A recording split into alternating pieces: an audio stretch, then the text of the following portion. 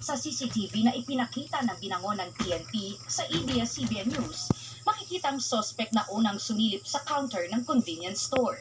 Maya-maya pa, makikita ang isang lalaki na nakaberdeng jacket at helmet na sinalubong si alias Mark at tinutukan ng baril.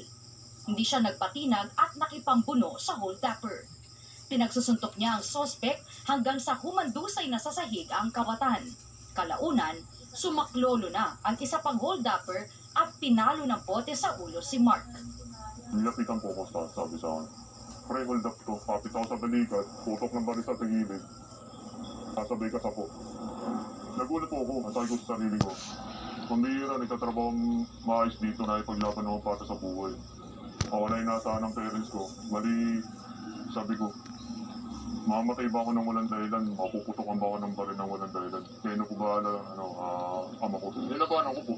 Sinugal ko na. Pinakapagbulungan na po ako. Pangalawang buhay na ito kung maituturing ni Mark, pero may sugat siya sa kamay, braso at may minor injury sa ulo. Namukaan din niya ang isa sa mga suspect na aksidenteng naalis ang face mask.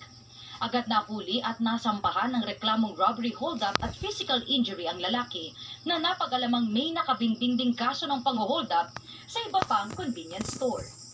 Sabi nga ng ating investigador, minor pa lang to, medyo may record na rin.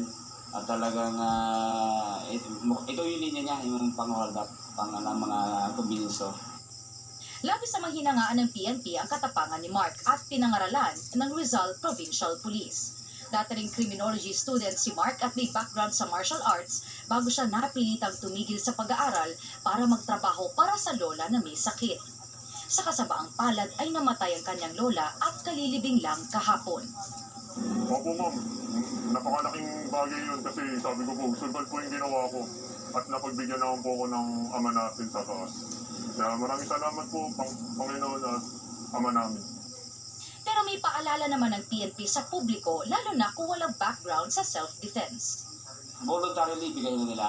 Then, magiging vigilant sila, makilala mo. Tandaan kung may pagkakakilanlan, tato, kung itsura ng build or yun yung para kung sakali yung kapulisan natin meron silang pagkukuha na ng investigation. Maging maingat na lang tayo.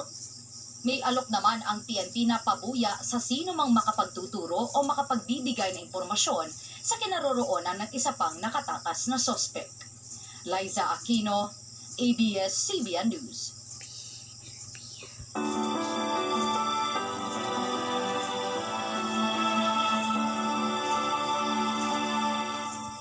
Sampung taon na ang nakalipas mula nang bayuhin ng Super Typhoon Yolanda ang mga probinsya ng Samar at Leyte. Tinatayang halos 6 na milyong manggagawa ang naapektuhan ng pananalasang ito. Pero sa pagsisikap ng lokal na pamahalaan at pribadong sektor, patuloy ang rehabilitasyon sa mga apektadong lugar. Kabilang narito ang San Juan by the Bay Floating Cottages and Boardwalk sa Santa Rita, Samar, isang proyektong sinimulan pa ng inyong ABS-CBN Foundation. Ay, namin. Naluluha ang ginang na si Vilma Villagracia sa tuwing maaalala ang sinapit sa pagragasa ng Super Typhoon Yolanda sa kanilang lugar. Lahat ng kanilang naipundar, bahay, mga gamit, kasamang naanod sa rumaragasang tubig dagat. Mga puno, wala kaming kain.